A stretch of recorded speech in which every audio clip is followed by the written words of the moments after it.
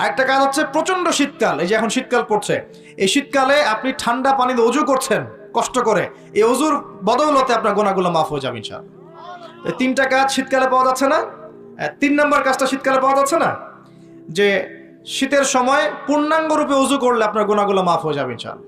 তো শীতকালে মাশাআল্লাহ আমাদের ওয়াজ মাহফিলগুলো হবে, ওয়াজ মাহফিলগুলোতে অ্যাটেন্ড করবেন, ঈমান রিচার্জ করবেন, রাতের বেলা তাহাজ্জুদ পড়বেন ইনশাআল্লাহ। তাড়াতাড়ি ঘুমিয়ে যাবেন যাতে করে শেষ রাত্রে আপনি উঠতে পারেন। রাতটা লম্বা হবে, একটা অংশে কোরআন তেলাওয়াত করবেন, একটা অংশে দোয়া করবেন ইনশাআল্লাহ তাআলা। আল্লাহ পাক দুনিয়া আখিরাতের যত হাজত আপনার পূর্ণ করে দিবেন ইনশাআল্লাহ। আর দিনের বেলা সম্ভব হলে সওম রাখবেন। প্রিয় ভাইরা, এভাবে আপনি রাতটা পার করলেন, দিনের বেলা এবার সকালে ঘুম থেকে উঠলেন, উঠে আপনি কি করবেন? নিজের মন গড়া পদ্ধতিতে উঠে বাথরুমে চলে যাবেন, নাকি একটু দোয়া কালাম পড়বেন? উঠে দোয়া পড়বেন, আলহামদুলিল্লাহিল্লাযী আহইয়ানা বা'দা মা আমাতানা